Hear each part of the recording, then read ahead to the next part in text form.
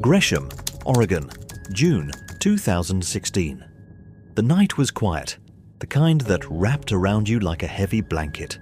Streetlights cast faint yellow halos over the empty cul-de-sac of 183rd Avenue, where a young mother named Anastasia Annie Hester was winding down from another long day.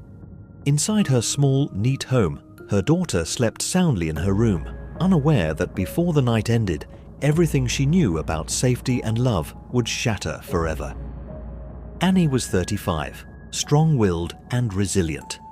She had been through a bitter divorce, but was determined to rebuild her life for her little girl.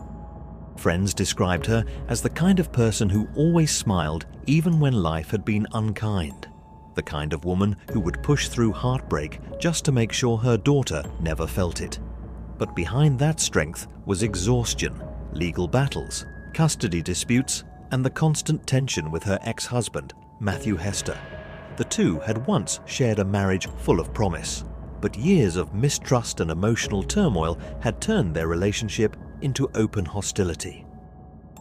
By 2:50 a.m., Annie's home was dark. Only the faint hum of the refrigerator broke the silence. But in that silence, something moved, a shadow slipping across the back door, a faint creak on the deck. Then came a sound, the soft metallic click of a lock being turned from the outside. Inside, Annie stirred. Maybe it was instinct, or maybe she really did hear something. But she woke. She reached for her phone, still half asleep, trying to listen. For a moment, nothing. And then, a figure appeared at the edge of her hallway. Within seconds, the peace of the night exploded into chaos. There was a scream, raw, terrified, and desperate, followed by the sound of a struggle. The assailant moved fast, wild and merciless, slashing again and again. By the time Annie reached her phone and dialed 911, she was bleeding heavily, her voice trembling and faint. The dispatcher could barely understand her words. "Help me! Someone attacked me!" Before the line went quiet. When officers arrived, they found the house in disarray, signs of a brutal fight everywhere. The scene was unlike anything even veteran detectives were prepared for. Annie had been stabbed more than 60 times, wounds covering her neck, chest, and arms. Blood trailed down the hallway, smears on the walls, prints across the carpet. But what shocked investigators most was the absence of any forced entry. Whoever killed Annie had either been let inside or had a key. The little girl, miraculously, had slept through the entire ordeal. She was found unharmed in her bedroom, clutching a stuffed animal, as police gently carried her away. But the weight of what had happened in that home would haunt her for the rest of her life. The following morning, detectives from the Gresham Police Department began piecing together Annie's final hours. They spoke to neighbors, friends, and her co-workers. Every single one of them said the same thing. Annie had been terrified lately. She believed someone was following her. She told friends that her ex-husband, Matthew, had been angry about recent custody rulings, and that his new wife, Angela McCraw Hester, despised her. But no one thought it would come to this. Forensic investigators combed the house for evidence. They found blood everywhere, Annie's mostly, but near the doorway, a faint boot print stood out. A women's boot, size 8. Nearby, a trail of partial footprints leading toward the back of the house and into the yard, where it disappeared into the darkness. Whoever had attacked her had come prepared, had known where to go, and had vanished within minutes. As the autopsy results came in, the full brutality became clear. Annie had fought for her life, leaving defensive wounds across her hands and arms. The attack was personal, rage-filled, not random. Someone wanted her silenced. Detectives soon turned their attention toward Matthew Hester. He had been in a messy custody battle with Annie for years, and court records showed he owed significant child support. He told investigators he was home that night, asleep with his wife, Angela. But when police asked for Angela's statement, her story didn't quite match. She hesitated, stumbled over timelines, and when detectives looked at her hands, they noticed thin red marks that looked an awful lot like healing cuts. Still, Without direct evidence, the case was fragile. There were no cameras, no witnesses, no murder weapon. For days, the investigation stalled until lab technicians made a breakthrough. A small drop of blood found on Annie's bedroom window frame didn't belong to her. It belonged to another woman. When the DNA results came back, detectives' suspicions hardened into certainty. The blood matched Angela McCraw Hester, Matthew's current wife. When confronted, Angela denied everything. She claimed she had never even been near Annie's house, that she'd spent the night watching TV with Matthew. But detectives had something else. Cell tower data showing Angela's phone moving from her home in Beaverton toward Gresham the night of the murder, then turning off around 2:30 a.m., the exact window of the attack. Angela broke down during questioning, but she didn't confess. She said only one thing, that her husband knew what was going to happen. That line sent shivers through the interrogation room. Had this been a coordinated act, revenge by a jealous wife and a bitter ex-husband? As investigators pressed deeper, they discovered something chilling in Matthew's text records. Messages between him and Angela, written weeks before Annie's death. Hidden among ordinary exchanges were cryptic notes. "She won't let go. It's the only way to fix this, and make sure it's clean." They couldn't prove what those words meant yet, but everyone knew what it sounded like. Gresham detectives had uncovered a motive: child custody, resentment, jealousy, and perhaps manipulation. But what they didn't yet know was how deep the conspiracy ran, or how far Matthew and Angela were willing to go to destroy the woman who stood in their way. The murder of Annie Hester had begun as a violent act of rage. But what investigators were about to uncover would reveal something darker, a story of obsession, revenge, and betrayal that would tear apart two families and leave a child without her mother. The days after Annie's murder felt heavy in Gresham. Newspapers printed her smiling photo, a young mother with bright brown eyes and a soft smile, next to words that made no sense. Brutal home invasion, mother of one stabbed over 60 times. Friends gathered at candlelight vigils, whispering through tears, wondering who could hate her enough to do this. Behind closed doors, detectives were convinced they already knew the answer, and her name was Angela McCraw Hester. But knowing and proving were two very different things. The lab had matched Angela's DNA to blood found at the scene, but the defense could argue contamination or transfer. Detectives needed more, something that would tell the full story of what really happened inside Annie's house that night.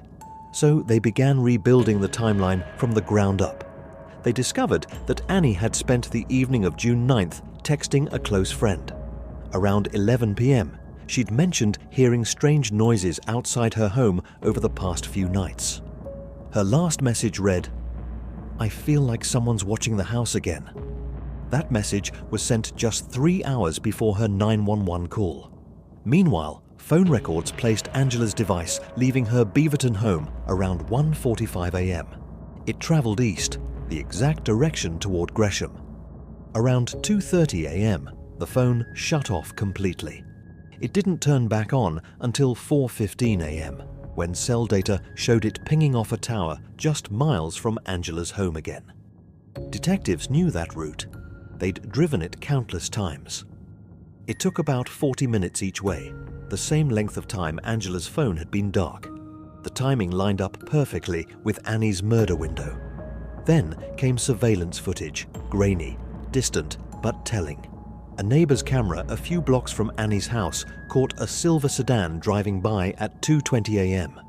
The make and model matched Angela's car exactly. When detectives confronted her again, Angela's voice was cold. "You're wasting your time," she said. "You think you know what happened, but you don't." Still, her calm couldn't hide what came next. A search warrant was executed on the Hesters' home. Inside their garage, officers found boots, women's size 8, with dried mud along the soles. Testing later confirmed a trace of Annie's blood in the grooves of the right heel. It was the missing link. The district attorney's office now had a solid case.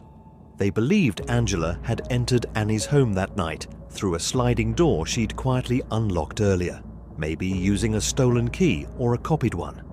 She'd waited until Annie was asleep before attacking.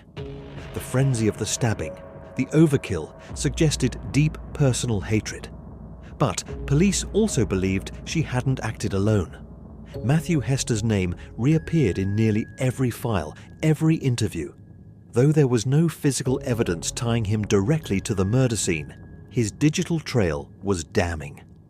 Detectives discovered deleted messages between the couple on encrypted apps, talking about Annie in disturbing terms. Phrases like, "We need to end this stress forever," and "She'll never stop ruining our lives." In one exchange, Angela had texted, "What if she's gone?" And Matthew replied, "Then maybe we can finally live."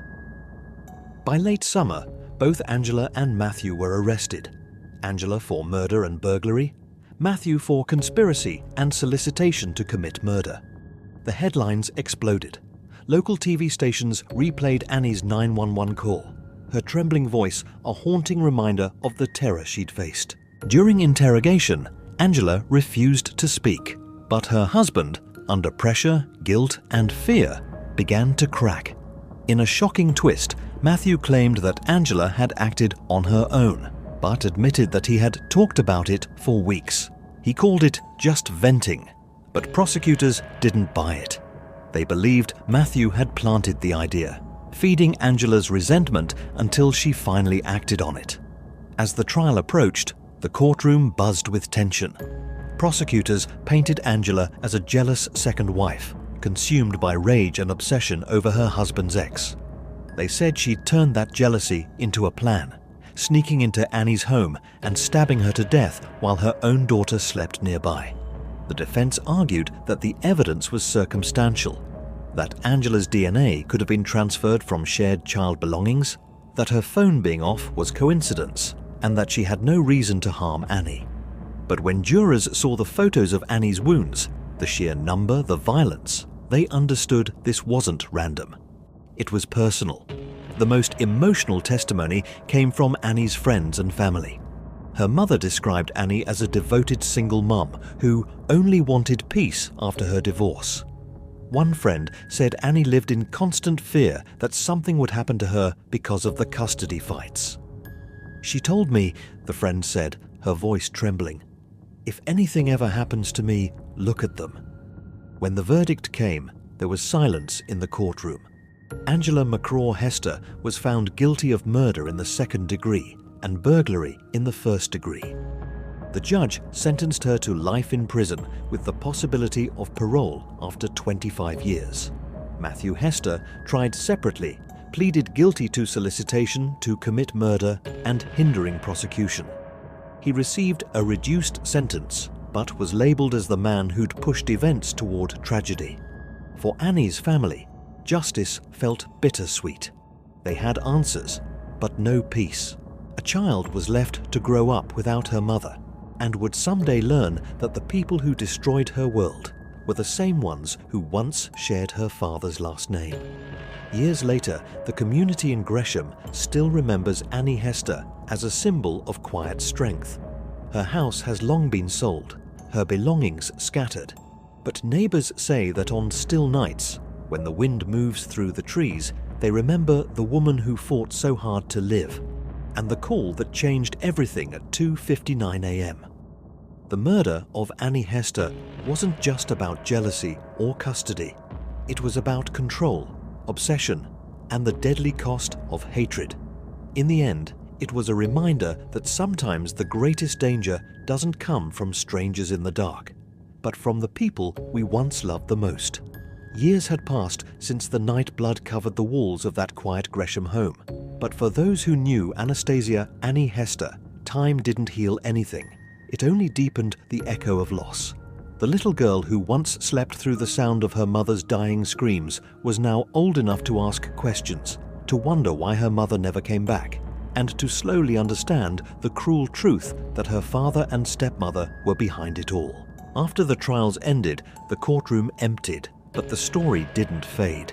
Reporters and true crime producers would return again and again to Gresham, trying to understand what could drive two adults, once respected, once ordinary, to destroy a woman out of hatred and control.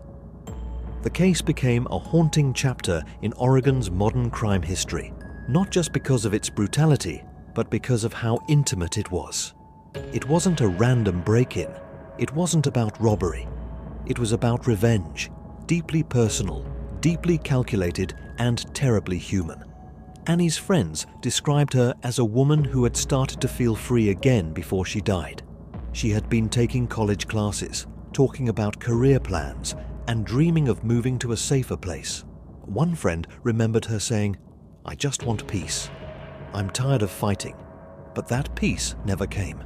It was stolen by the same people who once swore to share her life. In prison, Angela McCraw Hester reportedly kept to herself.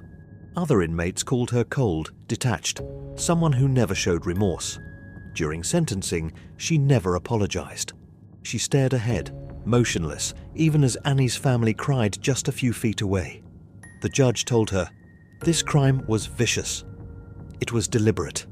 You took away a mother from her child, and for that, you will live with this forever." Angela said nothing. She was escorted out in handcuffs, her expression blank, her fate sealed. Matthew Hester's life crumbled in parallel. Once a husband, father, and church-going man, he became known only as the husband who plotted the murder of his ex-wife. From jailhouse interviews, he claimed he never intended for Annie to die, that Angela had taken things too far. But investigators didn't believe him. His messages, his bitterness, his years of manipulation had planted every seed that led to that night. Even if he hadn't held the knife, his hands were stained with guilt all the same. For Annie's family, justice felt like a word without meaning. Her mother, Barbara Holmes, raised Annie's daughter, giving her the stability Annie had fought so hard to provide. But every birthday, every school event, every quiet night carried a ghostly absence, the woman who should have been there. "She was my whole world," her mother said in an interview. "She just wanted to be a mum." She didn't deserve what they did to her. The Gresham Police Department later reflected on the investigation. Detectives admitted it was one of the hardest scenes they'd ever walked into. One of them said, "It wasn't just a murder. It was hate made physical. You could see it in every mark on her body." That kind of violence, they knew, could only come from someone who felt twisted love and anger all at once. Dateline NBC and Oxygen's Snapped eventually covered the case, drawing national attention. Viewers were horrified by the 911 audio, where Annie's faint voice could still be heard gasping for help. "Please, help me," she'd whispered before the line went silent. It was more than a sound. It was the moment a life ended and a nightmare began. People watching at home asked the same question investigators had asked for years. Why didn't she move sooner? Why didn't she trust her instincts? But those who knew Annie understood. She couldn't just run. She was a mother in a custody war, trying to protect her child while following the law. And in that effort to do everything right, she never saw the danger closing in. Angela's sentence of life with the possibility of parole after 25 years means she could walk free one day. But in Oregon, parole isn't a guarantee. Her lack of remorse, her silence, and the brutality of the crime could keep her behind bars for life. Matthew, on the other hand, served a shorter term for his role, but his reputation never recovered. He became a symbol of cowardice, a man who let someone else carry out the violence he was too weak to stop, yet too cruel to prevent. Annie's daughter, now a teenager, lives a quiet life under her grandmother's care. The community has shielded her name from public record, giving her a chance to grow up away from the shadows of the crime. But those close to the family say she sometimes visits her mother's grave, a small headstone in Oregon marked simply Anastasia D. Hester, beloved mother taken too soon. In the years since her murder, Annie's story has become a warning, a reminder of how control, jealousy, and resentment can fester until they consume everything in their path. People who followed the case still talk about that night. The locked door that somehow opened, the sound of footsteps, the call that came too late. Some say the house where Annie died still stands quiet at night, the porch light always flickering, as if refusing to stay on. Neighbors move in, stay a while, and move out again. They say there's something uneasy there. Not a haunting, but a heaviness that never really leaves. In the end, Annie Hester's story is one of love betrayed, of a mother's courage and a system's slow failure to protect her. But it's also a story of endurance, because even in death, her voice, her fight, and her story refuse to disappear.